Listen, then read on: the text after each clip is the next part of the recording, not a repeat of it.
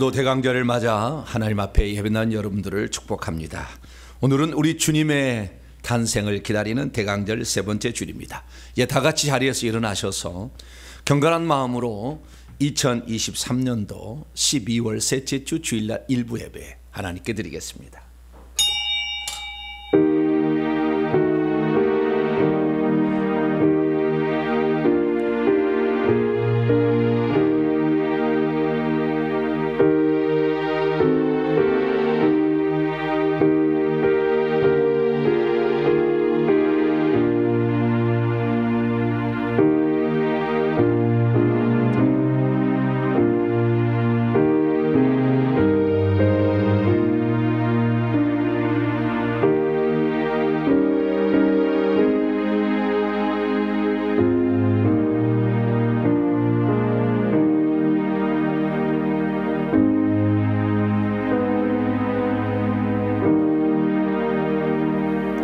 이새의 줄기에서 한 싹이 나며 그 뿌리에서 한 가지가 나서 결실할 것이요 그의 위에 여호와의 영 곧 지혜와 총명의 영이요 모략과 재능의 영이요 지식과 여호와를 경외하는 영이 강림하시리니 그때 이새의 뿌리에서 한 싹이 나서 만민의 기치로 설 것이며 열방이 그에게로 돌아오리니 그가 거한 곳이 영화로우리로다. 독생자 예수를 기다리는 대망의 감격을 허락하신 하나님 아버지, 지난 한 주간 또 세상에 살면서 우리를 하나님의 성전으로 불러주심으로 거룩한 주일 아침 하나님 앞에 예배드리게 하신 주님께 감사를 드리옵나이다. 대강절 세 번째 맞는 주일, 우리가 주님을 모셔드리기 합당치 못한 많은 부분도 있사오나 주 앞에 나온 자들 하나님께서 깨끗하게 하시고 정결케 하시기에 주님을 믿고 나왔사오니 오늘도 우리 주님을 맞이하기 합당한 우리의 마음 되게 하여 주시고 우리가 마음과 정성을 다해 주 앞에 예배할 때 주님께서 오셔서 우리의 예배를 기쁘게 받아 주시옵소서. 오늘도 세상은 여러 가지 험난한 싸움과 다툼이 가득하나 평화의 왕으로 오신 우리 주 예수 그리스도 인하여 오늘도 평강이 임하게 도와 주시옵소서. 우리 주 예수 그리스도의 이름으로 기도하옵나이다. 아멘. 찬송가 25장입니다. 면류관 벗어서를 힘차게 찬송하도록 하겠습니다.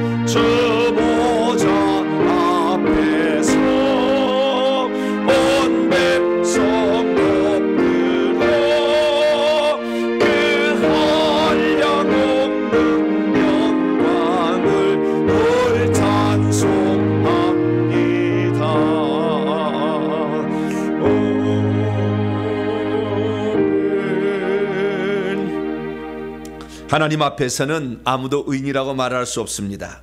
한 주간을 돌아보면 주님의 오심을 다시 기다리는 우리의 마음이 정결하고 깨끗하고 부끄러움 없어야 되는데, 오늘도 우리의 마음은 완악하고 교만하며 어리석고 또 게으를 때가 많습니다. 나를 성찰하고 반성하는 대강절의 절기에 하나님 앞에 우리를 하나님의 자녀로 삼아주시고 거룩한 하나님의 뜻을 준행할 자로 불러주셨건만, 합당하지 않게 생각했던 우리의 생각과 그리고 언어의 습관과 행동들을 겸손히 하나님 앞에 잘못했던 것을 고백함으로 용서받는 시간을 갖겠습니다. 다 같이 참회 기도를 주 앞에 드리겠습니다. 하나님, 오늘도 이 거룩하고 복된 시간에 저희들을 불러주시고 하나님을 온전히 알아갈 수 있도록 하나님 저희들을 붙잡아 주신 것 진심으로 감사합니다. 모든 것이 하나님의 은혜이죠.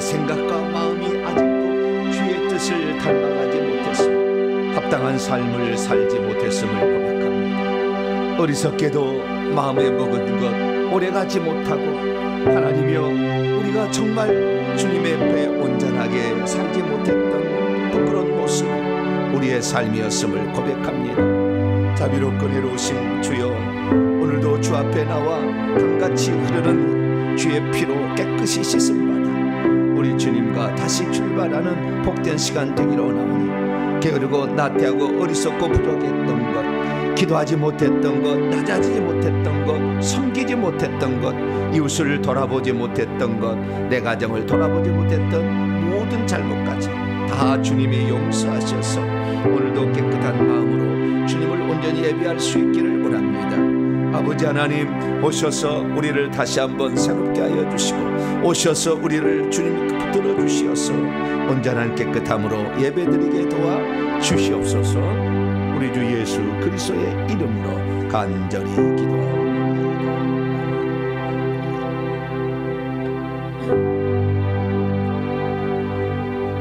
사랑하는 성도 여러분, 하나님은 우리 모두가 우리 자신의 모순과 허물을 거짓 없이 고백할 때 용서를 베풀어 주십니다. 여기 우리가 고백한 모든 죄를 용서하시마 약속하신 하나님의 말씀이 있습니다. 너희가 알거니와 너희 조상이 물려준 헛된 행실에서 대속함을 받은 것은 은이나 금같이 없어질 것으로 된 것이 아니요 오직 흠없고 점없는 어린 양 같은 그리스도의 보배로운 피로 된 것이니라. 이 말씀에 근거하여 우리가 고백한 모든 죄가 용서받음을 확신합니다. 아멘. 감사의 찬양입니다. 영원히 찬양하리 찬송하도록 하겠습니다.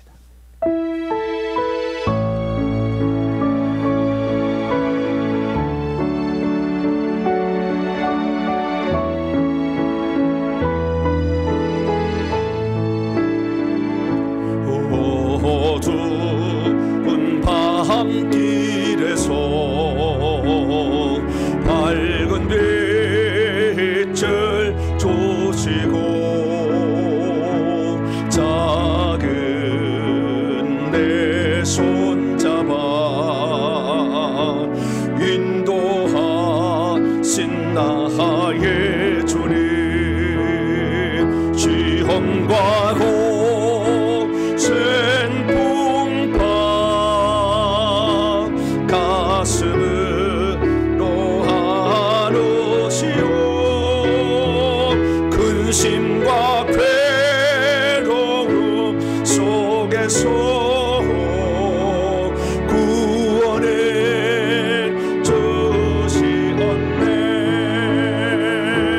그 진실한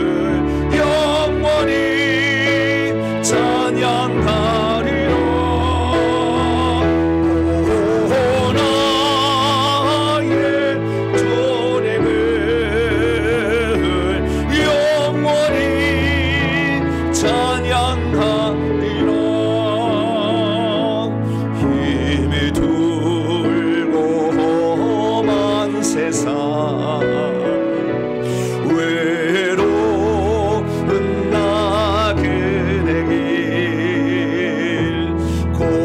골고다 흘린 보혈 내 죄를 대속했네. 인자한 주의 음성 나의 마음에 들리오. 그의 위대하신 큰 뜻을 확실히 알게 하네. 그 진실한 사랑과 그 고귀한 생명 주신 놀라운 축복 주시는 종을 늘 찬양하리라. 오 나의 주님을 영원히 찬양하리라. 오 나의 주님을 영원히 찬양하리라. 이제 다 같이 사도신경으로 신앙 고백합니다. 나는 전능하신 아버지 하나님 천지의 창조주를 믿습니다. 나는 그의 유일하신 아들 우리 주 예수 그리스도를 믿습니다. 그는 성령으로 잉태되어 동정녀 마리아에게서 나시고 본디오 빌라도에게 고난을 받아 십자가에 못 박혀 죽으시고 장사된 지 사흘 만에 죽은 자 가운데서 다시 살아나셨으며 하늘에 오르시어 전능하신 아버지 하나님 우편에 앉아 계시다가 거기로부터 살아있는 자와 죽은 자를 심판하러 오십니다. 나는 성령을 믿으며 거룩한 공교회와 성도의 교제와 죄를 용서받는 것과 몸의 부활과 영생을 믿습니다. 아멘. 자리에 앉아서 찬송가 120장입니다. 오 베들레헴 작은 골 찬송하도록 하겠습니다.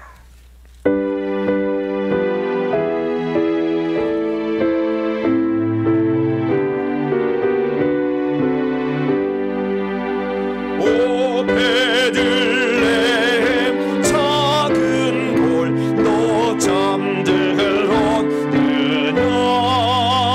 별들만 높이 빛나고 잠잠히 소리 저 놀라운 내 지금 캄캄한 이 밤에 온 하늘 도로 비춘 줄 너 어찌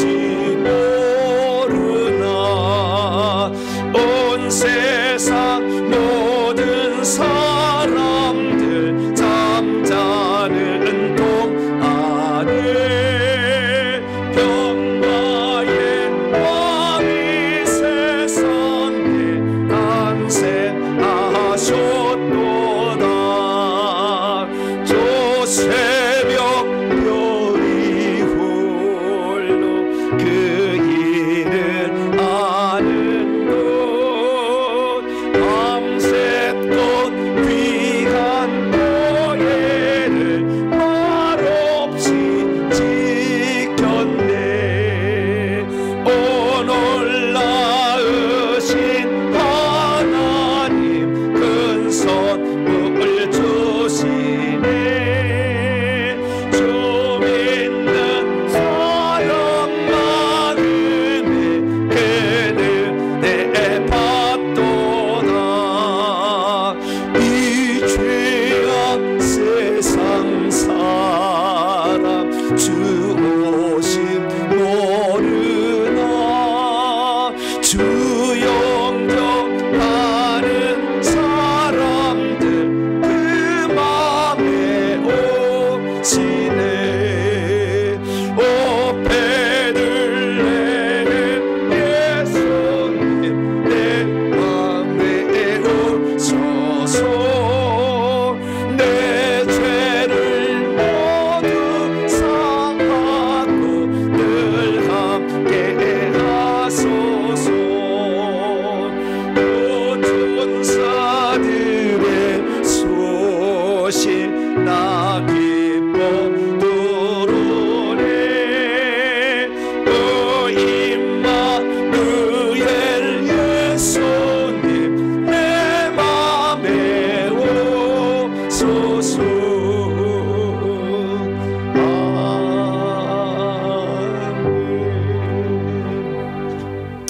오늘 우리에게 주시는 하나님 말씀 마태복음 1장 18절부터 보겠습니다. 신약성경 마태복음 1장 18절에서 25절 마지막 절까지의 말씀입니다. 오늘은 성탄이죠. 예수님의 출생에 있어서 요셉의 역할이 어떤 건가 요 중심으로 좀 볼 겁니다. 자, 1장 18절부터 25절까지 말씀을 한 절씩 교독하시도록 합니다. 예수 그리스도의 나심은 이러하니라. 그의 어머니 마리아가 요셉과 약혼하고 동거하기 전에 성령으로 잉태된 것이 나타났더니 그녀의 남편 요셉은 의로운 사람이라 그녀를 드러내지 아니하고 가만히 끊고자 하여 이 일을 생각할 때에 주의 천사가 현몽하여 이르되 다윗의 자손 요셉아 내 아내 마리아 데려오기를 무서워하지 말라. 그녀에게 잉태된 자는 성령으로 된 것이라. 아들을 낳으니 그의 이름을 예수라 하라. 이는 그가 자기의 백성을 그들의 죄에서 구원할 자이심이라 하니라. 이 모든 일이 된 것은 주께서 선자로 하신 말씀을 이루려 하심이니 이르시되 보라 처녀가 잉태하여 아들을 낳을 것이요 그의 이름은 임마누엘이라 하리라 하셨으니 이를 번역한즉 하나님이 우리와 함께 계시다 함이라. 요셉이 잠에서 깨어 일어나 주의 사자의 분부대로 행하여 그의 아내를 데려왔으나 아들을 낳기까지 동침하지 아니하더니 낳음의 이름을 예수라 하니라. 아멘. 기도하겠습니다. 거룩하고 자비로우신 아버지 하나님, 겨울이 깊어가는 이때에 우리 주님이 이 땅에 오심을 생각하고 새로 출발하는 또 2024년을 잘 준비할 수 있도록 귀한 시간을 주셔서 감사를 드립니다. 우리 주님의 출생으로 모든 것이 시작되었듯이 또한 한 해가 또 우리 주님의 이 탄생으로 시작이 됩니다. 주여, 주님이 이 땅에 오심의 의미를 좀 더 우리 가슴에 새기고 그래서 부끄러움 없는 삶을 살아갈 수 있기를 원합니다. 하나님, 한 해 동안도 우리 주님이 저희들을 지켜주셨는데 오늘도 이렇게 귀하고 복된 날에 주의 말씀을 들을 수 있도록 우리의 길을 열어주시고 우리의 마음을 준비시켜 주신 것 감사를 드립니다.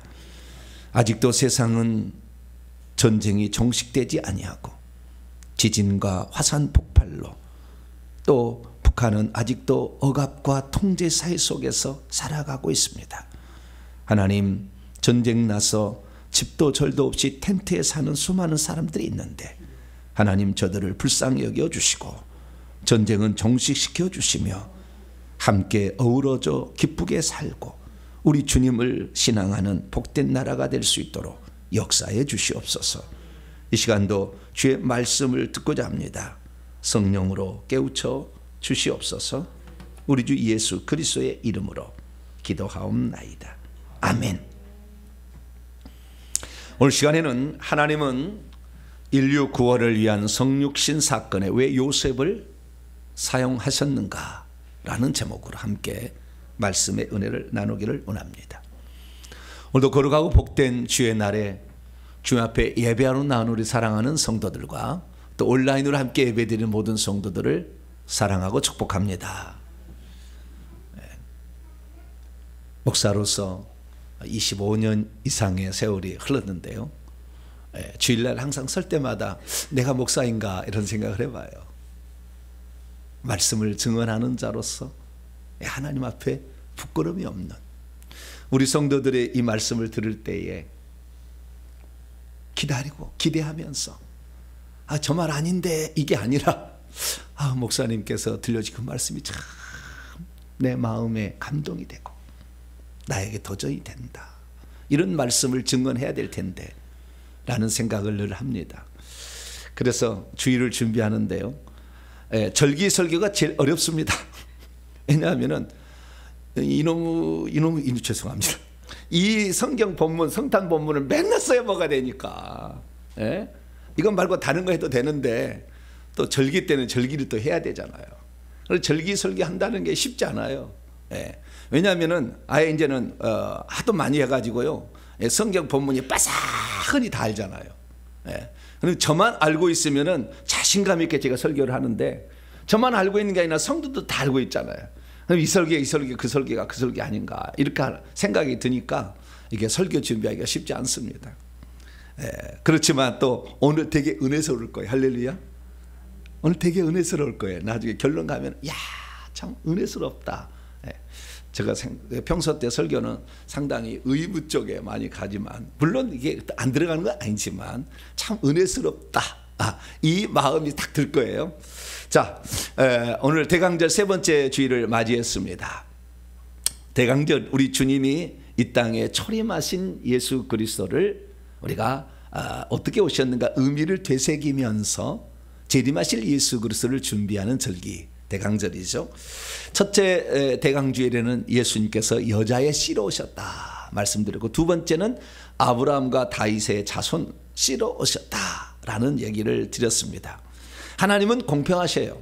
여자의 씨로도 오시고 남자의 씨로도 오시고, 그래서 아주 공평한 하나님이다, 이런 생각이 듭니다. 그래서 인류를 구원할 그 메시아의 오심이 남자도 필요하고 여자도 필요하다라는 사실을 우리는 성경을 통해 알 수 있는데, 남자가 필요하다라는 것은 마태복음이고 여자가 필요하다 그런 것은 누가복음이에요. 다음 주에 이제 누가복음 말씀을 이제 보게 될 텐데요. 어쨌든 이 남자가 필요하고 여자가 필요하다라는 사실을 알 수가 있습니다. 여자로서는 처녀가 필요하고 남자로서는 아브라함과 다윗의 혈통을 진 그 가게 사람이 필요했다라는 사실을 성경 우리에게 말씀하고 있는 것이죠. 그래서 이 마태복음 1장의 족보는 예수님을 낳기 직전까지 그 족보를 기록하고 있으니 마지막 주자가 요셉이라는 거예요. 요셉의 아버지는 아버지는 야곱은 요셉을 낳고 요셉은 마리아를 통하여 예수님을 낳았다, 이렇게 말하고 있으니까요. 그래서 이 마지막 주자로 쓰임받던 요셉, 그는 왜 필요했을까라는 것을 오늘 생각해 보길 원합니다. 이 예수 그리스도께서 탄생하실 때 하나님께서는 천사를 보냅니다. 그것도 주의 천사라고 말합니다. 주님의 천사라고 일컫을 만한 존재는 아무래도 가브리엘 천사장이지 않겠나라는 생각이 들어요. 왜냐하면 누가복음에 그 주의 천사를 가브리엘 천사장이라 이렇게 말하고 있기 때문에, 그래서 마태복음에는 정확히 그 이름이 기록되지 않았지만 가브리엘 천사장이 왔을 거다라는 생각을 합니다. 그래서 그 천사장이 오게 됐는데요, 그 천사장을 하나님께서는 왜 요셉에게 보냈을까요? 우리가 잘 압니다마는 예수님의 탄생에 있어서 남자의 씨는 들어갈 필요가 없었어요. 혈통적 조건만을, 법정적인 그 혈통적을 가져올 것 뿐이지 남자의 씨가 직접 들어간 게 아니거든요. 그걸 왜 요셉이 필요했냐 이거죠.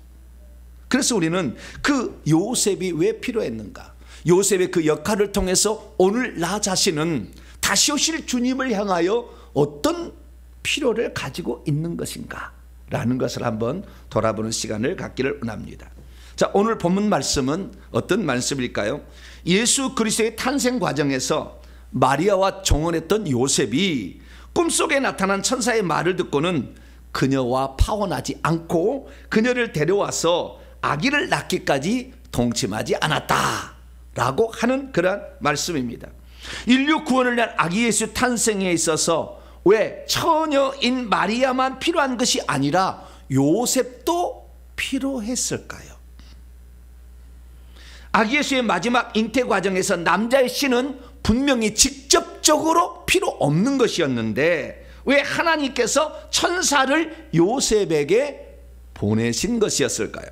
대체 이때 요셉은 예수 탄생 과정에서 어떤 역할이 필요했길래 하나님께서는 요셉에게 직접 천사를 보내서 어떤 일을 하라고 그렇게 명령했던 것일까요? 그리고 요셉은 아내를 데려왔지만 아기를 낳기까지 그녀와 동침하지 않았는데 왜 동침하지 않으려고 했던 것일까요? 오늘 본 말씀은 AD 50에서 70년, 그러니까 정확한 시기는 잘 모릅니다. 그 어간에 예수님의 12제자 가운데 하나였던 세리 마태가 예수님의 일대기를 기록을 했습니다. 이것을 마태복음이라고 얘기하는데, 그 예수님의 일대기 가운데 예수님의 탄생에 관한, 끝은 죽고 부활하신 거 끝나요. 그래서 그 일대기를 기록하는데 그 일대기의 첫 부분에 해당되는 본문입니다. 오늘 본문은 예수께서 어떻게 태어나게 되셨는가 하는 것을 우리에게 설명해 주는데, 이 요셉은 법적으로 아버지의 역할만을 감당했던 것이라고 우리는 알아들을 수밖에 없습니다. 왜냐하면 요셉의 씨가 마리아의 속에 들어간 게 아니기 때문에 그렇게 말할 수 있는 것이죠. 그런데 이 상황을 이 마태는 이렇게 기록하고 있습니다. 두 사람이 약혼하고 있었다. 요셉과 마리아가 약혼 상태에 있었다. 이스라엘 나라에 있어서 약혼은 바로 결혼을 의미하는 것은 아닙니다. 이게 우리나라하고 좀 틀리는 게요, 우리는 약혼하고 결혼하는 데 어떤 정해진 기간이 없잖아요. 여러분들 약혼식 하셨나요? 약혼도 안 하죠 보통. 네, 그냥 결혼 날짜 잡아서 하는 거지. 근데 이스라엘 나라는 그렇지 않아요. 이스라엘 나라는 1년이라는 시간을 둡니다. 그래서 약혼을 먼저 하고 1년이 지난 다음에 결혼식, 혼례식을 치러요. 가나 혼인잔치는 혼례식의 장면을 우리에게 말해주고 있는 겁니다. 그러니까 이 혼례식이 치르려면 1년 전에 약혼을 한 거예요. 그래서 이 약혼을 하게 되면 이 남자는 이 장인 어른한테 하나의 노동력을 사와야 되는 거니까 돈을 줘야 돼. 그 결혼 집창금을. 그래서 여자를 데려오는 거잖아요. 노동력을 하나를 데려오는 거니까 옛날 방식이죠. 그래서 열심히 돈을 벌어야 됩니다. 1년 동안에. 요셉이 얼마나 대패질을 열심히 했는지 모르겠어요. 목수니까. 막 해가지고 아내를 위한 결혼식에 성대하게 치르리라, 잘 치러버리라 생각하고 열심히 이제 일을 하는 기간. 여자는 정결함으로 그때를 딱 기다리는 거예요. 단장하고 예쁘게. 여자가 시집갈 때가 제일 예쁘죠? 안 그런가요? 안 예뻤는 모양이네. 여자는 시집갈 때가 제일 예뻐요. 왜냐하면 연지꼰지 다 바르잖아요. 그리고 이 결혼식 날 당일에 일찍 가면 여기다가요 모둠을 발라줘요. 막 이렇게. 그걸 뭐라고 하지? 뭐라고 하는데, 무슨 샵에 가가지고 자우지간 이거 해요. 네, 그래서 가장 예쁘게 이렇게 하는 거죠. 그래서 하는데 이 문제가 발생하고 말았어요. 지금 그 1년 전에 약혼을 했는데 결혼 날짜가 가까운 시점에, 어느 시점이나 정확히 얘기하잖아요. 결혼 날짜가 가까운 시점에 이 여자가 배가 불러온다는 소문이 나기 시작한 거예요. 아니, 요셉은 이 여자를 알아보지도 않았는데 어찌 이런 일이 있을 수가 있는 것인가? 근데요, 요셉은 마리아에 대해서 어느 정도는 알고 있었어요. 어떤 사람이라는 거. 그래서 그 여자가 그렇게 바람을 피울 수 있는 그런 사람은 아닐 텐데 라는 생각과, 그러나 실제는 또 배가 불러온다 그 말이죠. 그랬을 때에 요셉의 고민은 깊어갑니다. 사실 그때 마리아도 이 딱한 상태에 있었던 여인이었기 때문에 함부로 자기 몸을 그렇게 이렇게 할 수 없는 상황이었어요. 왜냐하면 이 마리아는 자기 아버지가 딸만 둘을 낳았어요.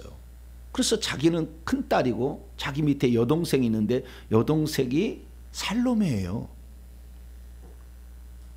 야고보와 요한의 어머니 살로메. 딸 둘만 낳았어요. 자기 아버지가. 아버지 이름은 헬리입니다. 그래서 그 가문이 문을 닫게 생겼는데, 구약 성경에 보면은 여자가, 아니 그러니까 남자가 아들 없이 여자만 낳게 되면 이 가문이 없어지잖아요. 아버지의 기업을 물려받을 수가 없어, 남자가 없으면. 그러니까 이때는 기업을 물려받게 하기 위하여서 하나님이 법을 정했는데, 같은 지파의 남자하고 결혼을 해서 그 기업이, 땅이 다른 지파로 가지 않게 해라 라고 명령을 하셨어요. 그래서 두 가문을 합쳐줍니다. 여자가 시집을 가서 같은 지파의 가문으로 가서 한 가문이 이렇게 되는 거예요. 그래서 아마 자기 아버지하고 이 요셉의 아버지가 둘이 만나가지고 서로 간에 우리가 합칩시다 라고 했었던 것 같아요. 그래서 이 마리아가 이제 그런 아주 중요한, 그러니까 요셉이라는 사람을 만나지 않으면 지 가문이 끝나기 때문에 마리아도 자기의 몸을 아주 중요하게 간직해야 될 필요가 있었다는 거예요. 함부로 이렇게 해서는 안 된다는 거였어요. 그런데 그 사실을 요셉도 알고 있었죠. 그렇기 때문에 그 여자가 그렇게 함부로 행동할 여자가 아닌데 왜 내 씨가 들어가지 않는 다른 아기를 가지고 있었을까라는 생각을 하게 된 거예요. 그럼 요셉의 생각은 깊어집니다.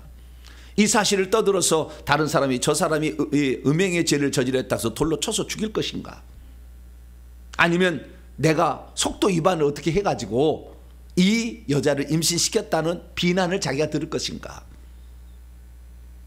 여러 가지 고민이 이제 있기 시작했어요. 그래서 깊이 고민하고 있었던 차에 이 요셉은 마리아를 이렇게 그 비참한 여인으로 만들고 싶지 않았어요. 또한 자신도 그렇게 기다릴 줄 모르는 그런 사람으로 낙인 찍히고 싶지도 않았어요.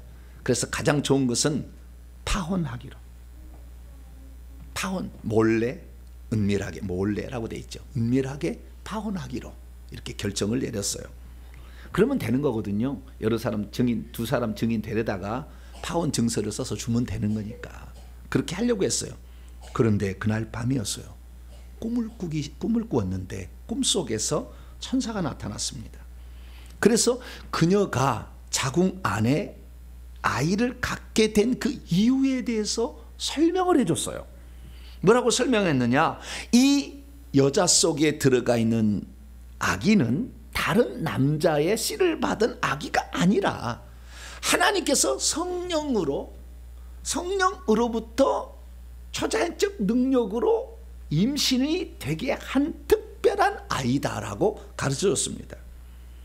그것은 하나님께서 온 인류를 구원할 메시아를 보내준다고 약속을 했는데, 이사야 선지자를 통해서 BC 730년경에 처녀를 통하여 잉태된다는 그 예언을 이루기 위하여 하나님께서 요셉의 약혼 여인 마리아를 들어쓰고 있다. 그러니 그 여자를 파혼하지 말고 데려와서 네 아내로 삼고 장차 그 여자가 자식을 낳으면 아들을 낳게 될 텐데 그 아들의 이름을 예수라고 지어라 라고 그렇게 말을 했다는 것입니다. 결국 이 천사의 말을 듣고 요셉은 그 두 가지 부탁을 들었습니다. 파혼하지 않고 그녀를 데려왔고, 그리고 태어나자 그 아이의 이름을 예수라고 이름을 지었습니다. 믿음이 있어도 자신을 향한 하나님의 뜻을 잘 모르면 천사가 나타나서 말해도 고지들이라 하지 않을 것입니다. 믿음이 있어도 자신을 향한 하나님의 뜻을 잘 모르면 자기에게 일어날 비난과 조속거리를 생각한 나머지 위험한 일에 아예 가담하지 않으려 할 것입니다. 믿음이 있어도 자신을 향한 하나님의 뜻을 잘 모르면 천사가 나타나서 자신에게 말했어도 그것은 꿈에 불과하다고 그 의미를 축소해 버릴 것입니다. 믿음이 있어도 자신을 향한 하나님의 뜻을 잘 모르면 자기가 뒤에 감당해야 될 책임이 많았을 때 하나님의 말씀이라도 순종하지 않으려 할 것입니다. 믿음이 있어도 자신을 향한 하나님의 뜻을 잘 모르면 자신이 지금 해줄 수 있는 최선의 방안은 파혼일 뿐이라고 모든 것을 접어버리라 할 것입니다. 믿음이 있어도 자신을 향한 하나님의 뜻을 잘 모르면 자신을 향한 하나님의 뜻이 시작되고 있다는 것을 깨닫지 못할 수 있습니다. 믿음이 있어도 자신을 향한 하나님의 뜻을 잘 모르면 자신을 통해서 하나님께서 하실 일에 순종하지 못해 하나님께서 그를 향하여 엄청난 축복을 예비하고 있는 것을 놓쳐버리고 말게 될 것입니다. 믿음이 있어도 자신을 향한 하나님의 뜻을 잘 모르면 잠깐의 육체적인 쾌락과 자신의 안녕을 위해서 하나님의 거대한 뜻을 저버리는 사람이 될 수도 있습니다. 믿음이 있어도 자신을 향한 하나님의 뜻을 잘 모르면 자신에게 주어진 책임을 소홀히 여길 수가 있습니다. 믿음이 있어도 자신을 향한 하나님의 뜻을 잘 모르면 하나님의 뜻에 굴복하기보다는 자신의 생각을 먼저 앞세워 합리적인 판단이라고 말하면서 하나님의 뜻에 순종하지 않을 수 있습니다. 그러므로 저와 우리 성도는 나 자신을 향한 하나님의 계획과 뜻이 있음을 발견했을 때 하나님의 말씀에 순종할 수 있는 복된 성도가 되기를 축원합니다. 많은 사람은 처음부터 하나님의 뜻을 다 아는 게 아니에요. 대부분의 삶이 그런 것 같아요. 어느 날 문득 하나님이 나를 향한 계획이 어디에 있었는지 깨달아지고 알아지는 날이 온다 할 거죠. 그때 과연 어떻게 반응할 것인가? 이것이 오늘 본문의 핵심적인 내용이 되겠습니다. 자, 그러면 아기 예수의 탄생에는 사실 직접적으로 남자의 씨가 필요 없었는데 왜 하나님은 요셉을 들어쓰려고 천사를 그에게 파송한 것일까요? 인류를 구원한 아기 예수의 탄생은 거저 쉽게 일어나는 것이 아닙니다. 그냥 처녀가 그냥 잉태의 아들을 낳으면 되는 게 아니었어요. 왜냐하면 처녀가 잉태의 아들을 낳는 부분은 여자의 의무와 사명 책임이었다고 한다면 아브라함과 다윗의 자손으로서 또 같이 이 일을 해야 된다는 예언이 있었기 때문이죠. 우리는 그래서요, 이 메시아 탄생의 두 가지 조건을 알아야 됩니다. 하나는 아브라함과 다윗의 혈통 안에서 아들이 나와야 된다는 거예요.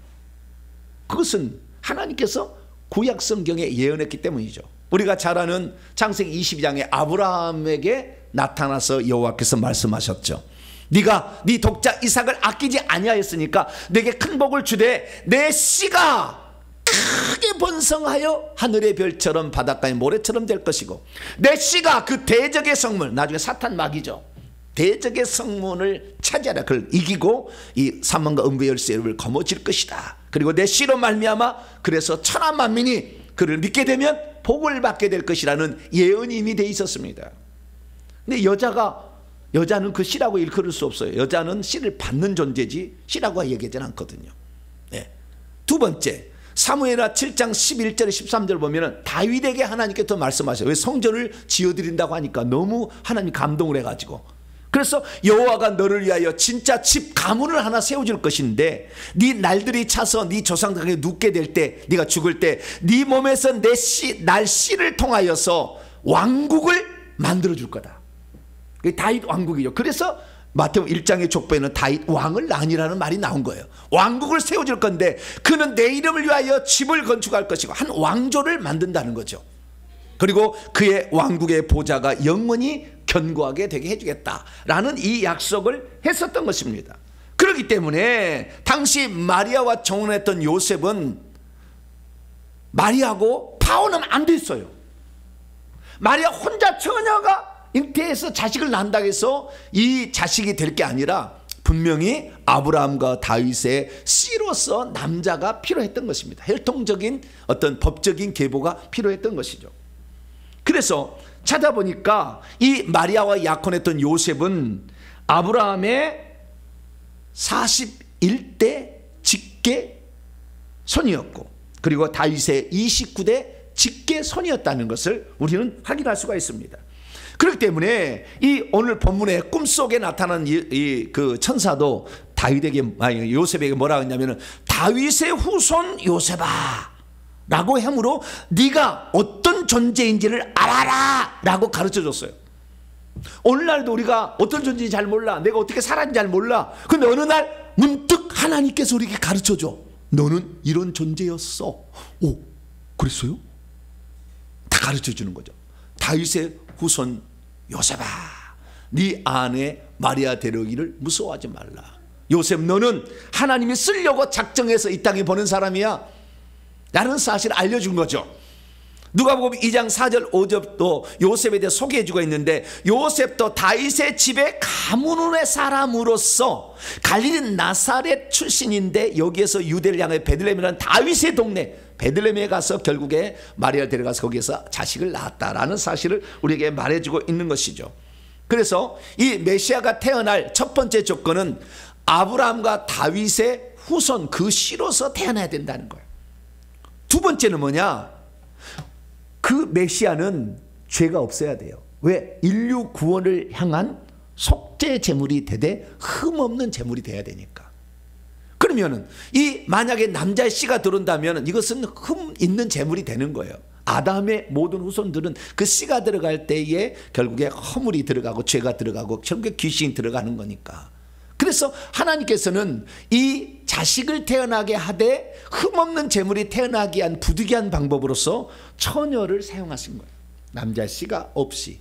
그리고 이 혈통적 이 피가 섞이지 않는 것으로 이렇게 해야 됐기 때문에 그래서 이 마리아를 들어 쓰시게 된 것입니다.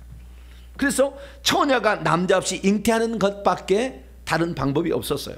그래서 하나님께서는 처녀를 통하여 아들을 낳게 한다는 것 때문에 결국에 마리아를 들어 쓰게 된 거죠. 그래서 마리아는 처녀로서 합당한 조건, 요셉은 아브라함과 다윗의 자손을 합당한 조건이 합쳐지니까 이 난자는 여자의 씨도 되고 아브라함과 다윗의 씨도 되는 두 가지 예언이 합쳐지는 결과를 얻게 되는 것입니다. 그래서 우리는 이 마리아도 중요한 인물, 그 다음에 요셉도 중요한 인물이라는 사실을 알 수 있습니다. 다음에 또 살펴보겠지만 이 마리아는 어느 가문의 사람이냐, 엄마는 제사장 가문이었어요. 그리고 아빠는 유다 지파의 사람이었어요. 그래서 자기의 엄마는 세례 요한의 아버지였던 사가랴 있잖아요. 사가랴가 이모부예요. 그리고 엘리사벳은 이모죠. 이모니까 아마 자기 엄마, 이제 마리아의 엄마가 있잖아요. 엄마가 언니였던 것 같아요. 엘리사벳의 언니. 이게 앞뒤로는 잘 모르겠어요. 어떻게 저는 모르는데 자우지가 지금까지 나온 거에 하면은 엘리사벳하고 마리아 엄마는 친자매가 아니야. 그래서 저 천주교에서는 안나라고 합니다. 마리아 엄마를 안나. 우리는 개신교는 이거 잘 중요하게 여기지 않아서 안 하지만 안나 엘리사벳이 친자매가 아니었던 거예요.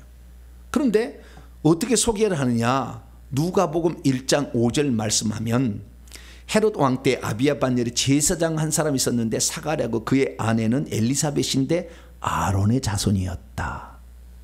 엘리사벳이 제사장의 딸이었다. 그럼 안나도 제사장의 딸이었다. 제사장의 딸이 자식을 낳았는데 그게 누구예요? 마리아였다 이거죠. 그래서 가장 경건한 제사장 가문과 그 다음에 유대적 혈통을 메시아를 낳을 수 있는 유대 혈통인 헬리라는 남편을 안나가 만나가지고 마리아를 낳았으니 마리아는 척박한 인물이었죠. 그러면 마리아는 그랬다고 한다면 요셉은 아브라함과 다윗의 자손으로서 필요했는데 그러면 그것으로 끝나느냐? 만약에 그것만으로 끝났다고 한다면 요셉과 정언하지 않아도 돼요. 왜냐하면 다음에 보겠습니다. 누가복음 1장에 하면은 마리아도 아브라함과 다윗의 자손이에요. 마리아도 아브라함의, 왜? 그 헬리라는 아버지가 올라가게 되면 다윗이 조상이고 아브라함이 조상이거든. 그러니까 요셉이라는 것은 아브라함과 다윗의 혈통적 조건을 갖추고 있을 뿐만 아니라 그 다음 과정에 뭔가 필요했다는 거예요. 이 아이가 임신하고 이 아이가 태어난 후에 어떤 중요한 일을 감당할 필요가 있었기 때문에 하나님께서 특별히 누구예요? 요셉을 부른 거예요. 천사를 통해서. 그럼 그 역할은 대체 무엇이었던 것일까요? 우리는 요셉의 역할을 이 성경을 통해서 찾아볼 수 있는데 그것은 두 가지였다는 사실을 알 수가 있습니다. 첫째는 파혼하지 말라는 거였어요. 파혼하지 말라. 왜 파혼하지 말라? 그것은 아브라함과 다윗의 혈통이었는데 다윗의 혈통을 봤을 때에 왕의 후손이 나오려면 요셉이 필요했어요. 왜냐하면 다윗이 자식을 낳는데 솔로몬이라는 자식을 낳아서 왕통을 이어진 계보로 요셉이 나왔고 그 다음에 이 다른 아들, 그러니까 다윗의 다른 아들을 통하여 나왔기 때문에 이 마리아의 가문은 왕의 가문이 아니야. 이게 필요한 거예요 또. 그래서 이쪽에 정확하게 왕이 나온다고 한다면 당연히 요셉이 필요했던 거예요. 그래서 요셉한테 첫째, 너 파혼하지 마라 이렇게 얘기를 한 거예요. 왜? 왕이 나와야 되니까. 왕 밑에서 왕이 나오잖아요. 그래서 너는 파혼하지 말라 이렇게 한 거예요. 그래서 요셉은 결국에 이 천사의 말을 듣고 파혼을 하지 않습니다. 그런데 이 파혼하지 않게 된 이유는 뭐냐면 하나님이 천사를 파송했다는 거 아니에요. 왜? 너무나 중요한 일이잖아요. 인류 역사의 가장 중요한 일을 했기 때문에. 그래서 천사를 통해서 지시를 하는 겁니다. 다시 한번 그 본문을 헬라어로 직역해봅니다. 20절인데요. 그런데 그가 그 일들을 생각하고 있었을 때에 보라, 주의 천사가 꿈을 따라서 그에게 나타나졌어요. 내가 꿈을 꾸려고 한 게 아니죠. 말하고 있는데 뭐라고 말하고 있습니까? 다윗의 자손 요셉이여, 네 아내 마리아를 옆에 취하는 것, 데려오는 것을 두려워하려고 하지 말라. 왜냐하면 그녀 안에 아버지가 자식을 보게 된 것, 잉태된 것은 거룩한 영에서부터 있는 것이다 라고 정확히 알려줬던 것입니다. 그래서 이 다음 말씀을 보니까 결국에 처녀가 잉태의 아들을 낳는다는 이사야 7장 14절 BC 730년 전의 예언을 성취하기 위함이니, 처녀가 잉태를 한 것은 하나님이 하신 일이지 외간 남자가 그녀에게 잉태신 건 아니다. 그러니 절대 파혼하지 마라, 그렇게 한 겁니다. 그래서 결국에 이 요셉은 파혼하지 아니하고 그녀를 자기에 데려옵니다. 그 다음이 중요한 거예요. 그 다음에 두 번째, 그러면 요셉의 사명은 뭐였느냐? 첫째는 파혼하지 않아서 태어날 아기가 아브라함과 다윗의 자손이 되게 해야 돼. 양자를 삼아도 아들이 되니까 얼마든지 되는 거예요. 그래서 되는 것이고, 두 번째는 뭐냐? 마리아와 태중에 있는 아기 예수를 보호하는 역할을 요셉에게 부탁을 한 거예요, 하나님이. 왜요? 여자는 연약합니다. 아기는 약합니다. 스스로 자기 몸을 가눌 수 없습니다. 근데 이 아이는 인류를 구원할 메시아잖아요. 그리고 이 아이를 보존해야 하고 보호했어야 되는 거죠. 그 책임을 누구에게 둔 거예요? 요셉에게 맡기게 된 것입니다. 그렇습니다. 아기가 그만큼 중요한 인물이었다고 한다면 아기를 낳기까지 그녀를 잘 보호해야 할 책임이 요셉에게 있었고, 그녀로부터 태어난 아기가 또한 잘 자라서 하나님께 쓰임받을 수 있도록 하기까지 요셉이 그 아이를 잘 길러줘야 되는, 여자는 혼자 있으면 이 살기가 어려워. 그 루테 이야기 아닙니까? 이삭 죽기 쉽지 않아. 그래서 빨리 보아스 그 나오미가 자기 며느리 시집 보내려고 그래요. 여자 혼자 살기가 쉽지 않거든. 빨리 짬매 주려고 하는 거예요. 그렇듯이 이 여자 혼자 살기 쉽지 않으니까 남자가 필요한 거예요. 예, 그것은 유대 사회에 있어서 결정적인 이유였던 것이죠. 그래서 그 여자를 지키고 그리고 그 아이를 지킬 수 있도록 요셉에게 부탁을 한 거죠. 그래서 요셉이 이 여자를 지켜야 되겠다고 생각해서, 이 아이를 지켜야 되겠다고 생각해서 두 가지를 결정합니다. 첫째, 이 여자가 아기를 낳기까지 나는 동침하지 않겠다. 이건 하나님이 지시한 게 아니에요. 내가 어느 순간에 나를 보니까 내가 해야 될 일이 뭔지를 문득 깨달아 버린 거예요. 오, 내가 이 세상에 존재한 이유가 이것 때문이었구나 라는 걸 알게 된 거예요. 그게 뭐예요? 이 마리아가 아기를 잘 낳을 수 있도록 해야 돼. 그래서 이 여자가 아기를 낳을까, 이 여자를 보호하기 위해서 이 여자의 몸을 건드리지 않은 거예요. 그래서 그가 아기를 낳기까지 동침하지 않는, 이것이 25절의 마지막 절에 나와 있어요.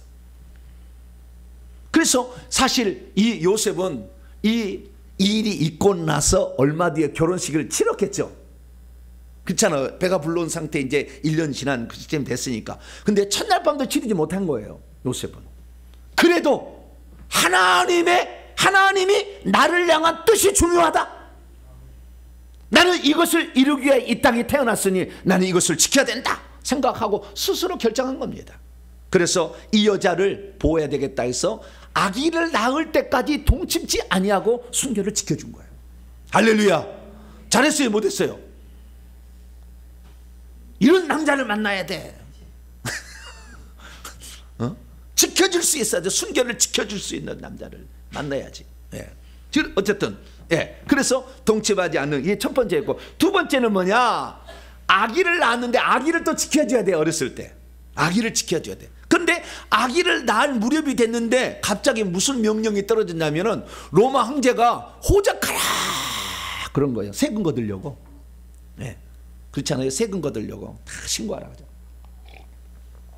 그럼 어디로 가야 되느냐? 본적으로 가야 돼요. 본적으로. 지금 사는 곳 어디예요? 갈릴리 나사렛. 거기에서 직선거리로 170km 돌아가면 230km 되는 저 남쪽 유다의 베들레헴으로 가서 호적을 해야 돼. 제 고향은 저 남쪽입니다. 따뜻한 남쪽. 근데요, 이게 거기서 태어났어요. 근데 제 호적은 전 서울 사람이에요. 그냥 결혼을 서울에 했더니 둘째 아들부터는 그 마음대로 자기가 처음에 신고한 대로 그 본적이 되더만요. 제 본적은 어디라고요? 서울 사람이에요. 우리 딸은 자부심을 가져야 돼. 아빠가 서울 사람이에요. 근데 저희 어머니, 제가 태어난 곳은 저 밑에예요. 근데 이때 당시에는 그 태어난 곳에가 아니 태어난 자기 부모의 어떤 그 사는 곳으로 가라는 한 모양이에요. 그래서 그리 가게 됐어요. 그런데 문제는 뭐냐면 임신을 한 이 그 결혼을 하고 나서 얼마 뒤에 벌써 임신 지금 아니 자기를 출산할 때가 됐잖아요. 근데 만약에 이 여자를 그대로 놔뒀다가 무슨 일이 발생하는지, 그래서 요셉은 자기가 이 여자를 끝까지 책임져야 되고, 또 이 사람들이 이 요셉과 결혼하기 전에 이 여자가 딴 남자하고 눈이 맞아가지고 자식을 낳았다네 그러면은 돌로 쳐 죽일 수도 있잖아요. 그래서 요셉은 결정하기를, 두 번째 결정하기를, 내가 호적하러 간다 할지라도 여자를 데리고 와야 되겠다 결정을 했어요. 호적은 남자만 하는 것이지 여자 하는 게 아닙니다.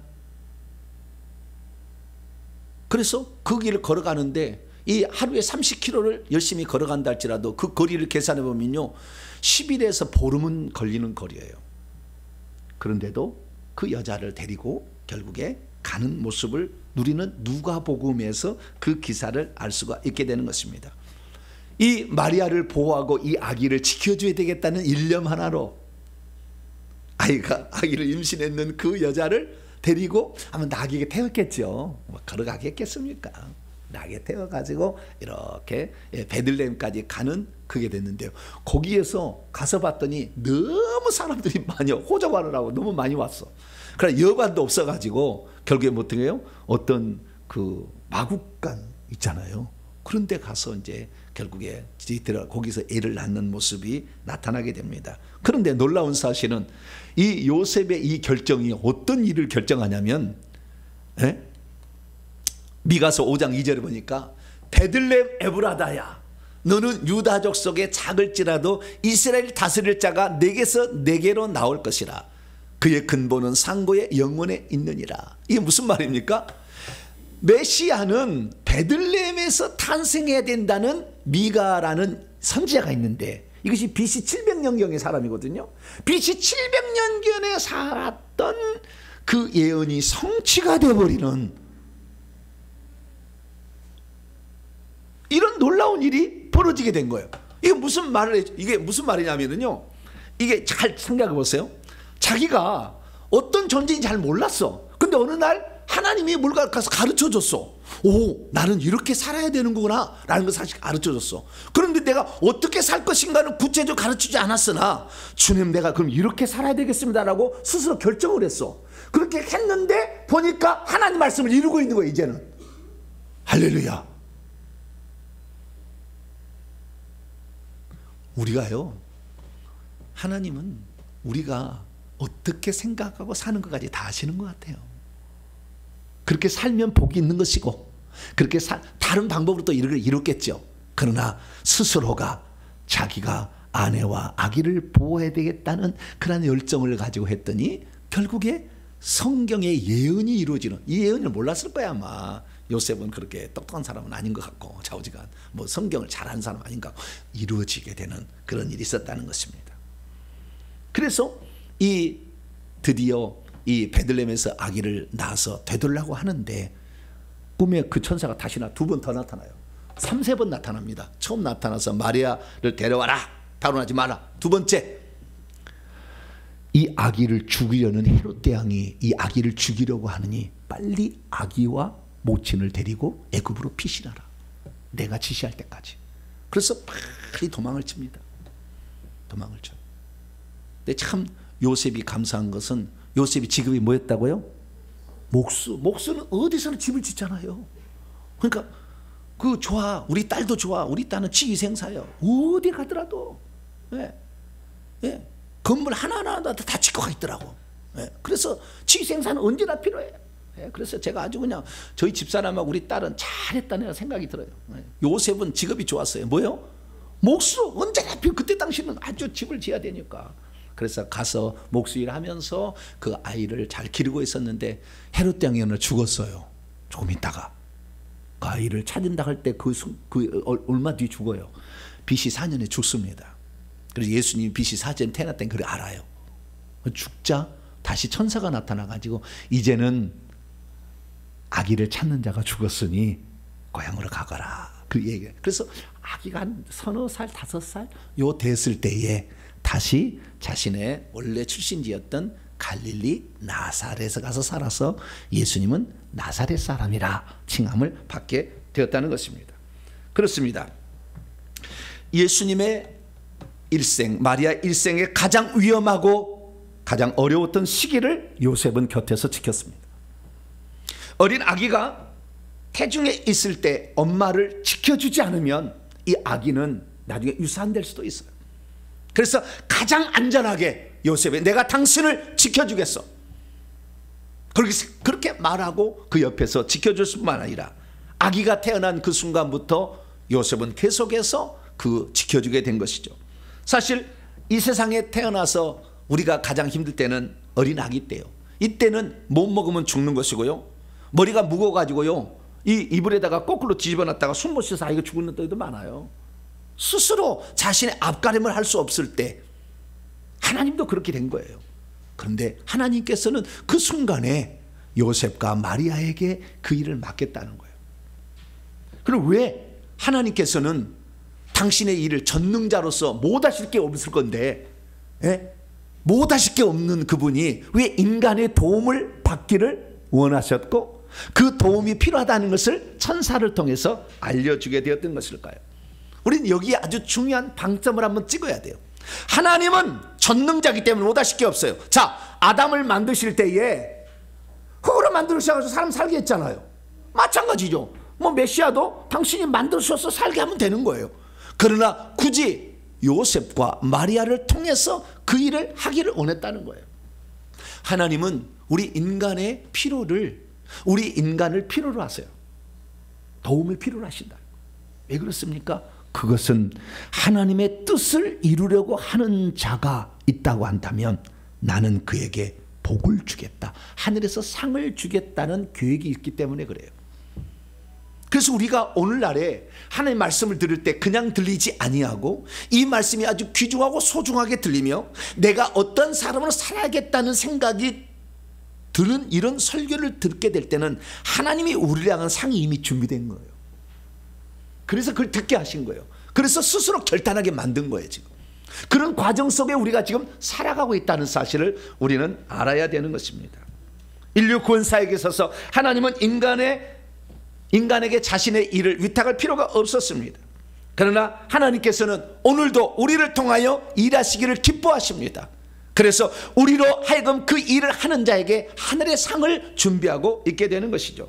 믿음이란 무엇입니까? 자신을 통해서 뜻이 이루어지도록 자신에게 주어진 책임을 다하는 것입니다. 우리는 요셉의 희생과 순종을 통하여 몇 가지 교훈을 얻을 수 있습니다. 첫째, 왜 자신이 아브라함과 다윗 가문의 직계 후손으로 태어났는지를 알았기 때문입니다. 두 번째는 왜 자신이 마리아와 약혼하게 되었는지 그 이유를 알았기 때문입니다. 셋째, 천사가 나타나서 말할 정도로 자신에게 막중한 사명이 주어져 있다는 것을 깨달았기 때문입니다. 넷째, 자신에게 일어나고 있는 일은 4,000년 동안 하나님께서 기다리고 있었던 일이었다는 것입니다. 다섯째, 자기가 헬리 집안의 장녀와 약혼한 것이 단지 두 가문을 하나로 합치는 것이 아니라 거기에는 메시아가 태어날 길을 만들어야 된다는 사명이 있었다는 것입니다. 여섯째, 자기 자신의 희생으로 하나님의 뜻이 이루어지는 것처럼 값진 일이 없다는 것을 스스로 깨달아서 점점 가고 있게 하는 것이었습니다. 그렇습니다. 오늘날에도 과연 누가 하나님을 기쁘시게 할 수 있을까요? 나를 통하여 하나님께서 하실 일이 있다는 것을 깨닫는 것이 아주 중요한 겁니다. 그것은 어느 날 문득 우리에게 알려지는 것입니다. 처음부터 그걸 아는 게 아니에요. 이 요셉도 그걸 몰랐어요. 그냥 천사가 나타날 때 어느 순간에 영적 계시가 자기의 어느 순간 아하, 내가 지금 이 땅에 태어나고 존재했던 이런 이유였구나. 내가 유튜브를 통해서 한 설교를 들었지만 이 설교가 바로 나를 깨우는 설교구나 라는 것을 깨닫는 거죠. 그래서 그 일이 자신에게 주어진 일이라 한다면 어떠한 위험과 고난을 감수하더라도 목숨 걸고 그 일을 성취하는 일이야말로 내가 이 땅에 존재하는 가장 중요한 이유다 라는 사실을 깨닫는 것입니다. 하나님은 오늘도 어느 누구도 그 길을 억지로 강요해서 가도록 하지 않습니다. 그러나 하나님의 뜻이 있다는 것을 누군가를 통해서, 어떤 메시지를 통해서, 어떤 사건을 통해서 우리로 하여금 알게 하시죠. 그러면 그때부터 우리는 생각해야 돼요. 하나님이 나를 왜 지금 이 시기에 이 말씀 듣게 하셨는가? 요셉은 그때 깨어났어요. 아, 하나님이 나를 통해 하실 일이 있었구나. 그러면 내가 어떻게 하나님의 뜻을 이루어 드리지? 라고 생각해서 동침하지 말라는 말은 없었어요. 그러나 자기가 이 아내를 지켜줘야 되겠다. 이 메시아가 태어나서 메시아 역할을 감당할 때까지 내가 이 아이를 지켜주고 잘 자라게 해야 되겠다 라는 것을, 사명을 스스로 정하고 나갔던 것이죠. 그러나 지나서 보니 그것도 하나님의 예정하심 속에서 있었다는 것. 그리고 하나님은 그 요셉을 하늘에서 귀한 자로서 인정을 해 주셨다, 이렇게 알 수가 있는 것입니다. 그렇습니다. 요셉은 자기가 하나님 나라의 일을 위해 그렇게 중요한 위치에 있다는 것을 처음부터 안 것은 아니었어요. 그런데 싹 돌아가는 걸 보니까 어느 날 문득 그걸 깨닫게 된 거예요. 그러면 저와 여러분도 우리의 삶에 살아갈 때 어느 순간에 말씀을 듣다가 교회 나오는데 그전에 뭐예요? 맨날 졸고 갔어. 졸고 갔어. 근데 어느 날 눈이 떠지기 시작한 거예요. 이게 보통이 아니네? 딱 그 순간에 정신을 딱 차려야 되는 거죠. 할렐루야. 계속 졸고 있으면 돼야 안 돼요. 너를 통해서 하나님이 할 일이 있다는데 그 사실을 깨닫지 못한 채 계속 졸고 있으면 되겠어요? 요셉은 그때 깨어나기 시작한 거죠. 그래서 이 요셉은 자신이 해야 될 행동이 무엇인지, 자신에게 주어진 과업이 무엇일까를 깊이 생각하며 묵상한 가운데, 내가 이렇게 해야 되겠다 결정했을 때 하나님 그것을 매우 기뻐하시고 그러하여금 그 일을 하는 것에 대해서 격려해 주시고 방법도 주시고 잘할 수 있도록 많은 초자연적 역사도 붙들어 이렇게 주어가지고 그러하여금 그 일을 감당하게 하신 줄로 믿으시기 바랍니다. 사는 성도 여러분, 우리 모두는 요셉이 되어야 합니다. 그전에는 우리가 잘 깨닫지 못했을지라도 어느 순간에 우리가 하나님 말씀을 깨닫게 되면 나도 요셉이 돼야 되겠다. 할렐루야. 그 결정을 할 때 하나님께서는 하늘에서 놀라운 상을 준비하시고 여러분을 기다리고 있는 것입니다. 하나님은 나를 통해서 일하시기를 기뻐하시고 수천 년 동안 하나님의 뜻을 이루기 위해서 우리를 준비하고 우리를 어느 순간에 깨워주신 것입니다. 그래서 우리는 그 사실을 믿고 달려가야 하는 것이죠. 제가 한 해를 돌아보면서 너무나 저는 감격했어요. 지난주에. 왜냐하면 제가 이 올해 제가 목표를 뭐라고 생각했냐면은 회개와 천국복음 연구소 설립해라고 제가 정했어요. 작년에 정한 거예요. 그러면 하나님께서 너는 2023년에 회개와 천국복음 연구소를 설립하라. 음성이 들렸을까요? 안 들렸을까요? 왜? 음성 안 들렸어요. 음성 안 들렸다고. 그런데 회개와 천국복음 어느 날 깨닫는 순간부터 해야 될 일이 쫙쫙 팍팍팍팍 선명하게 다가와요. 그러면 이것을 미정미정 할 게 아니라 지금 시작해야 되겠구나 생각해서 올해 이 계획을 세웠는데, 하나님의 은혜로 사람 좀 적게 오라고 그렇게 얘기를 했는데 밥 먹일 이런 뭡니까 식기가 없다고 좀 적게 오라는데 꽉 차버렸어요. 할렐루야. 지난 10월 3일날 예배를 드렸는데 그리고요 그동안에 2달 동안 막 바빠가지고 일을 못했다가 제가 수원 세무서를 간 거 아니에요. 우리 법적으로도 모든 통장도 만들 수 있는 다 고유 번호증이 필요합니다. 그래가지고 그동안에 우리 했던 거 다 준비를 했다가 그대로 가가지고 했더니요 12월 27일까지 나온다고 그랬는데 하루 만에 나와버렸어요. 할렐루야. 하루 만에. 왜? 너무나 합당한 준비를 잘 해왔다는 거예요. 그 내용을 보니까. 그래서 그냥 세무사 하루 만에 합격! 고유번호증을 딱 줬습니다. 할렐루야. 회계와 청부는 선교회입니다. 선교회. 거기에서 책 출판은 연구소가 하는 것이고, 그래서 선교회를 조직하게 되었습니다. 할렐루야. 예. 그래, 난 너무나 감격스러운 거예요. 세상에. 그런데요, 제가 이 날짜를 정하는 데 있어서는요, 이렇게 기도를 했어요. 하나님, 언제 할까요? 그리고 환상을 제가 보잖아요. 그래서 환상을 쫙 봤더니 어느 큰 공간에 막 엄청난 무슨 사옥이에요. 그런 사옥 같은데 어떤 기자가 취재를 하러 들어가더라고요. 그런데 내가 기자를 따라갔어요. 그랬더니 띡 하고 하는 또 지나가는 게 있잖아요. 찍 하면 들어가는 거. 딱 들어갔더니 거기 안내 데스크에서 먼저 글자를 쓰는 거예요. 그래가지고 글자를 써서 내가 착 쳐다보고 이렇게 쳐다봤어요. 그랬더니 그 글자에 뭐라고 하냐면은 화요일 안 되면 수요일, 이렇게 써 있어요. 뭐라고요? 화요일 안 되면 수요일. 근데 어느 분이 그래요. 목사님, 꼭 10월 3일에 해야 되나요? 다른 날 하면 안 될까요? 왜냐하면 추석과 연결이 계속 돼 있어가지고 그때 사람이 안 올 수도 있습니다, 그러더라고요. 그런데 주님께서 제가 물어보니까 그 날짜를 뭐예요? 화요일 안 되면 수요일. 근데 10월 3일이 무슨 요일이었어요? 10월 3일이 화요일이었다니까. 야, 하나님이 화요일을, 수요일도 해도 되지만 하나님은 화요일을 기뻐하는. 화요일날은 무슨 날이냐면요, 개천절이에요. 올해 충격적인 사건은 제가 4월 9일날 부활주일날 제 이름을 바꿨다는 것과 그 다음에 개천절날 회계청구용서가 설립됐다는 거예요. 그래서 지나놓고 보니까 이 모든 것이 다 하나님의 계획 가운데 우리 교회를 쓰시게 한 계획이 있었다. 사랑하는 성도 여러분, 우리는 어느 날 문득 하나님의 뜻을 깨닫게 되는 것이지 처음부터 아는 거 아니에요. 그러나 어느 날 문득 깨닫는 그 순간에 우리가 하나님께 자발적으로 순종하려 할 때 하나님 또 천사를 붙여, 초자연적 역사를 또 붙여가지고 우리에게 그 일을 하게 합니다. 그 위대한 일이 우리를 기다리고 있습니다.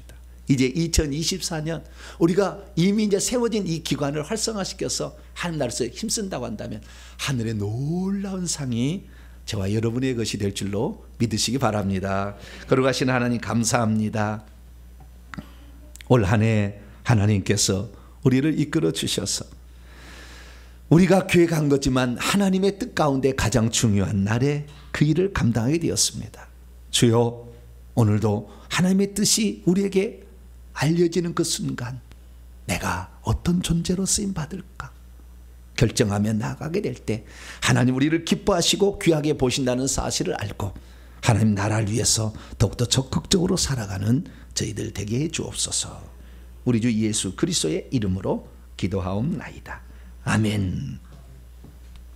자, 명령과 선포를 해보도록 하겠습니다. 시작. 주여, 하나님께서 오늘 요 새벽에 당신의 천사를 보내야 했는지 알게 하시니 감사합니다. 주여, 우리 인생에는 하나님의 뜻을 이루고 하나님의 일을 시작해야 할 때가 온다는 것을 알게 하시니 감사합니다. 주여, 요셉과 마리아는 인류 역사상 메시아를 낳은 가장 적합했던 사람이었고 그 대상자였다는 것을 알게 하시니 감사합니다. 주여, 하나님은 그 누구도 억지로 강제하지 않지만 자기 스스로가 하나님의 뜻을 깨닫고 순종할 때 그 사람을 기뻐하신다는 것을 알게 하시니 감사합니다. 주여, 어느 날 문득 자신에게 하나님의 뜻이 계시될 때 그 일에 자신을 드리는 자가 복받는 자가 된다는 것을 알게 하시니 감사합니다. 주여, 그동안 하나님의 뜻을 알고도 나 자신을 선뜻 드리지 못했나이다. 용서해 주소서. 결단입니다. 시작. 주여, 이제는 나 자신을 주님께 드리겠습니다.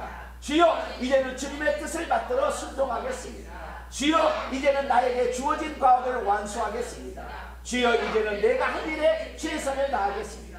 주여, 이제는 하나님에 대해 자발적으로 참여하겠습니다. 명령을 선포합니다. 시작. 이제까지 나로 하여금 자발적으로 하나님에 대해 참여하는 것을 방해하는 악한 놈들은 결박 받으라. 이제 내가 예수의 이름으로 명하노니 주님의 때가 되었음에도 불구하고 나를 미적거리게 만드는 악한 놈들은 떠나가라. 내 영혼아 깰지어다. 내 영혼아 깰지어다. 주님의 때가 되면 언제라도 순종하면서 자신을 내어드릴 지어다. 핵심입니다. 시작. 하나님께서는 중요한 결단의 시간이 될 때는 초자연적 방법을 동원해서라도 우리가 할 일을 일깨워 주시는구나. 아기 예수의 탄생에 요셉의 씨는 직접적으로 필요가 없었으나 하나님께서는 그를 통하여 하실 일을 따로 갖고 있었구나. 요셉이 할 일은 약혼한 마리아가 파혼하지 않는 것이었으며 연약한 마리아와 어린 아기를 보호하는 일이었구나. 모든 사람에게는 자신에게 주어진 과업이 있으며 그 일은 어느 날 문득 자기에게 찾아오는구나. 수천 년 동안이나 이루지 못했던 하나님의 뜻이 어느 날 나에게도 주어질 수 있구나. 하나님은 어느 누구도 억지로 강요하지 않지만 자발적으로 순종하는 자들을 매우 기뻐하시는구나. 아멘. 1번 기도편 두 손 드리겠습니다. 우리도 어느 날 문득 알았어요. 회개와 천국 복음이. 저는 회개와 천국 복음을 하겠다고 처음부터 작정한 게 아니었어요. 어느 날 한 가지를 깨달을 때 그걸 붙들었습니다. 회개 하나 깨달을 때 저는 7년간 붙들고 그 설교를 했어요. 다시 천국을 붙들 수 있도록 3년 6개월의 세월을 또 보내게 되었습니다. 그랬더니 하나님께서 이 시대에 가장 기뻐하는 일이 무엇인지를 알게 되었어요. 이제 그 사명과 소명을 위해서 또 함께 갈 많은 동역자들이 생겼어요. 나와 사랑하는 성도 여러분, 이 시대 가운데 하나님의 뜻을 기쁘게 할 때 하나님은 앞으로 우리를 도와주시려고 초자연적 방법을 예비하고 있습니다. 내가 하나님께 쓰임받기를 원합니다. 2024년도에 귀하게 쓰임받을 수 있도록 나를 붙잡아 주시고 나를 주의 그릇으로 사용해 달라고 주 한번 부르고 기도하겠습니다. 주여! 아버지 하나님, 이제 올 한 해도 아버지 다음 주 2주밖에 안 남았습니다. 아버지 하나님, 우리에게 주어진 이 귀한 시간에 아버지 우리가 더 주님을 감사하고 주님께 감사하는 것은 아버지 하나님의 뜻이 우리의 조금이라도 계시될 때 우리가 하나님의 뜻이 무엇인가를 찾고 구하며 하나님께서는 우리에게 진정한 하나님의 뜻을 가르쳐 주시고 하늘의 위대한 상을 받을 수 있도록 그 기회를 주신다는 것을 알게 하시니 진심으로 감사를 드려옵나이다. 하나님 나라를 세워가는 데 있어서 우리가 감당해야 될 사명이 무엇인지를 어느 날 문득 깨닫게 될 때 우리가 미적거리지 말고 내가 해야 될 일이 무엇인지를 요셉처럼 찾게 하여 주시고 내가 이렇게 해야 되겠다, 내가 마리아를 보호해야 되겠다, 내가 아기를 지켜줘야 되겠다, 아버지 간절한 소망을 가졌습니다. 아버지 하나님이여, 요셉은 아버지 예수님이 직접적으로 자기의 시간이었지만 자신에게 주어진 사명이 바로 이거구나 아버지 생각했을 때에 그는 최선을 다해서 그 일을 감당했습니다. 아버지 하나님 감사합니다. 오늘도 아버지 우리가 무슨 일을 감당해야 될지 잘 몰랐으나 이 시대 가운데 아버지의 뜻이 무엇인지를 우리에게 알게 하시고 이제 그 뜻을 찾아갈 수 있도록 우리를 인도하신 하나님 진심으로 감사를 드렸나이다. 하나님의 뜻이 이 땅에 이루어지도록 나를 하나님의 미랄로 하나님의 마중물로 하나님께 드리겠사오니 주여 저희들을 요셉으로 써주시고 나를 요셉으로 써주시고 나를 요셉으로 나를 마리아로 써주셔서 아버지 하나님이 다시 오실 예수님의 길을 예비하는 복된 자로서 저희들이 준비되고 쓰임받을 수 있도록 역사하여 주옵소서. 다시 오실 그날 심판의 날이 아닌 영광의 날이 되도록 아버지 저희들을 들어쓰시기를 원합니다.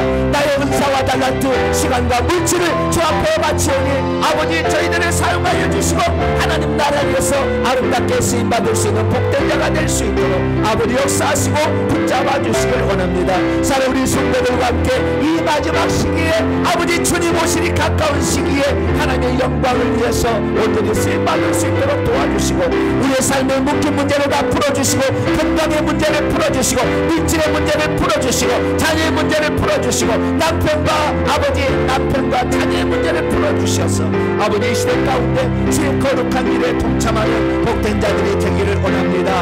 하나님 도와주시옵소서. 나를 사용하여 주시옵소서. 나를 주의 그릇으로 사용하여 주옵소서. 내 마음을 드리고 내 마음을 바치오니 하나님 오셔서 나를 사용하여 주시고 나를 거룩한 그릇이 되게 하여 주시옵소서. 감사합니다. 하나님 말씀대로 요셉이 되겠습니다.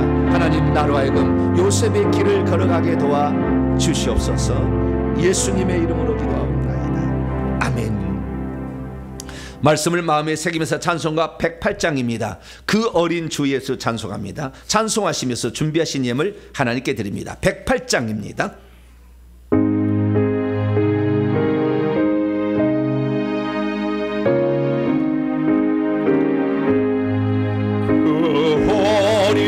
주 예수 놀 자리 없소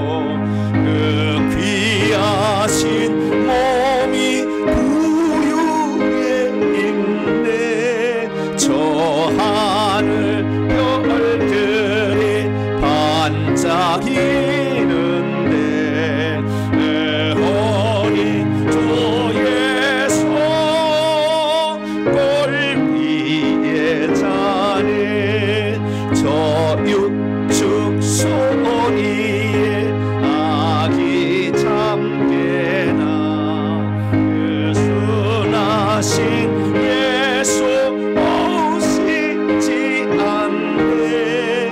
그 귀한 예수를 나 사랑하니 새날이 맑도록 함께 하소서. 주 예수 내 곁에 가까이 계셔. 그 한없는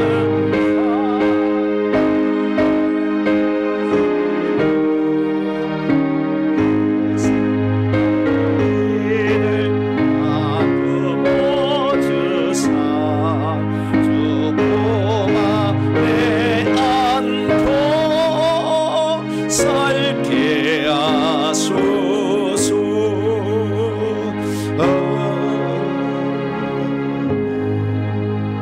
할렐루야.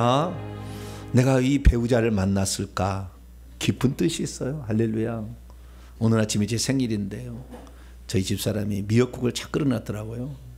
왜 미역국입니까? 당신 생일이지. 그래서 그럼 생일이더라. 미안해요, 뭐 아침 많이 준비 못해서. 내가 그랬어요. 당신이 내 곁에 있어준 것이 내 생일의 선물입니다. 할렐루야. 제가 그랬다니까요. 네. 해준 게 많이 없어도 나는 말로 다 풀어먹어.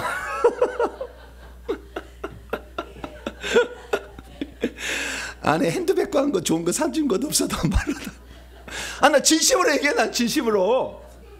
네, 진심으로. 네. 그렇잖아요. 어떻게 이렇게 같이 부부의 연을 맺어서 그 길을 가고 나를 헌신하고 나를 도와주는 사람이 될 수 있는가. 선물이 다른 게 아니잖아요. 항상. 그래서 우리가 부부로 연을 맺고 어떻게 이렇게 또 어떻게 이 동탄에 가까이 살아서 그래서 이렇게 같이 또 신앙생활 하는 거.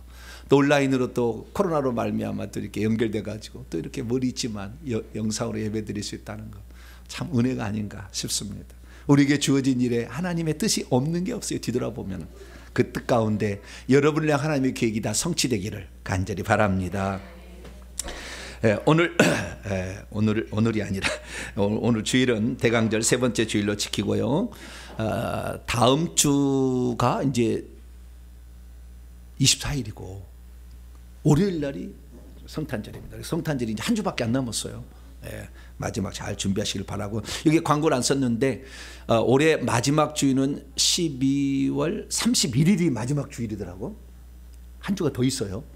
그때는 성경 암송대회를 합니다. 그래서 1년 12달 제가 카톡을 올려드릴 테니까 24개 암송할 게 있으니까요. 열심히 암송해가지고 그날 상을 많이 받으시기 바랍니다. 쓴뿌리 회개기도문 구입하시기 바라고요. 회개기도문을 열심히 회개하셔서 연말 시상하도록 하겠습니다. 2024년 달력이 나왔으니까 한 부씩 받아가시기 바랍니다. 수요기도에 예수님 부활에 관한 말씀 오늘 수요일날 11시에 같이 나눕니다. 금요기도에 뜨겁습니다. 참여하시기 바라고요. 다른 사항은 참조하시기 바랍니다. 지난주에 우리 교육전사로서 이석경 전사님 모시게 되어서 하나님께 감사를 드립니다. 12월을 맞아서 김은영 집사님 가정에서 또 이렇게 헌물을 강단 화분을 헌물해 주셨습니다. 감사하고요. 지난주에 새 식구가 등록하셨어요. 장정윤 집사님 가정인데요. 남편 강병화 집사님과 딸 민서와 함께 등록을 했습니다. 그래서 올해도 등록자가 21명이 되었습니다. 할렐루야. 온라인도 지금 온라인은 기록을 안 했는데 온라인 성도도 많이 있습니다. 그래서 함께 하심에 감사를 드립니다. 인사를 나누도록 합니다. 주님의 은혜가 여러분에게, 주님의 은혜가 모두에게, 주님의 은혜가 모두에게. 참 우리의 삶에 있어서 만남이라는 게 부모와 자녀, 부부와 또 이게 다 만남이 얼마나 귀한지, 이 모든 귀한 만남이 하나님의 뜻을 이루는데 아름다운 도구가 되기를 간절히 바랍니다. 보내신 자리에서 일어나겠습니다.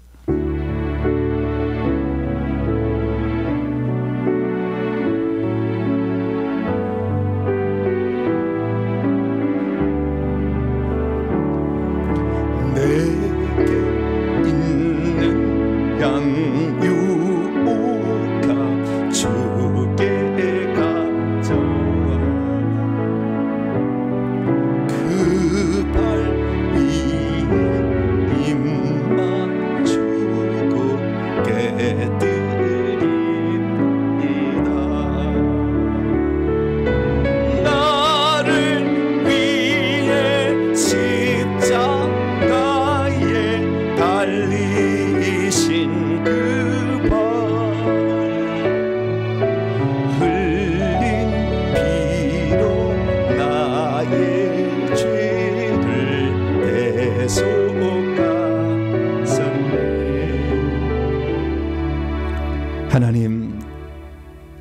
우리같이 어리석고 부족하고 연약하고 죄 많은 사람이었는데 우리를 이 시대에 하나님께서 아름답게 쓰실 회개와 천국 복음을 전하는 자로 그 주자로 세워주신 것 진심으로 감사를 드립니다. 하나님, 하나님의 뜻이 어디에 있는지 모른 채 오늘도 하나님이 우리를 찾아와서 말씀하고 계시는데도 깨닫지 못하고 흘려버리는 사람들이 얼마나 많습니까? 그러나 한마디 말을 들었어도 그 말을 듣는 순간 아, 내가 해야 될 일이 있었구나 깨닫고 자발적으로 순종할 때 하나님은 그를 높이 들어쓴다는 것을 알게 하시니 진심으로 감사를 드립니다. 이제 이 마지막 시대에 천국 복음이 온 땅에 증거돼야 그제야 끝이 온다고 하셨으니 우리가 그 사명을 이루어드리는 마지막 주자가 되기를 소망합니다. 메시아의 오실 길을 준비했던 그 요셉과 마리아, 다시 오실 길을 준비하는 오늘 우리가 될 수 있도록 저희들을 주님의 도구로 사용하여 주시옵소서. 오늘 하나님께 나올 때 빈손 들지 아니하고 우리의 사랑과 정성을 예물에 담아 하나님께 바칩니다. 이 예물을 기쁘게 받아 주시옵고 하나님, 이 예물을 통하여 많은 영혼들이 깨어나는 귀한 예물 되게 하여 주시며 오늘도 아버지 하나님의 뜻을 알아 천국에서 영원한 하늘의 기업을 준비할 자로서 우리가 쓰임받을 수 있도록 저희들을 귀하게 써 주시옵소서. 주께서 쓰실 때 귀신이 역할하지 않도록 회개하고 있사오니 더 깨끗한 그릇으로 쓰임받을 수 있도록 날마다 회개할 수 있도록 도와주시며 언제라도 주님께서 나를 향한 길이 보여지게 될 때 기꺼이 내 자신을 내어드릴 수 있는 우리 모두가 되게 해 주옵소서. 한 해 동안도 하나님 이끌어 주셔서 감사합니다. 회개연구소를 설립하게 되었으니 진심으로 감사를 드립니다. 하나님, 이 연구소를 통하여서 이 선교회를 통하여 많은 사람이 구원받을 수 있도록 역사하여 주시고 올 한 해 아버지 우리를 통하여 일할 일들이 내년에 확실히 드러날 수 있는 복된 한 해가 될 수 있도록 역사하여 주시며 우리 성도들이 이 일을 감당할 수 있도록 물질을 풀어주시고 건강의 문제를 풀어주시고 자녀의 문제를 풀어주셔서 우리 성도들이 온전히 기쁨으로 하나님께 쓰임받을 수 있도록 역사해 주시옵소서. 이 예물을 온전히 하나님께 바칠 때 우리 주 예수 그리스도의 이름으로 기도하오며 이제는 우리 주 예수 그리스도의 무한하신 은혜와 하나님 아버지의 극진하신 사랑하심과 성령님의 위로교통 충만하심이 하나님의 말씀을 듣고 주의 뜻을 따라 나도 하나님의 뜻을 성취해보리라 결단하는 이 예배에 참석한 모든 성도들 머리 위에 온라인 성도들 위에 이제와 영원토록 함께 하옵시기를 간절히 축원하옵나이다. 아멘.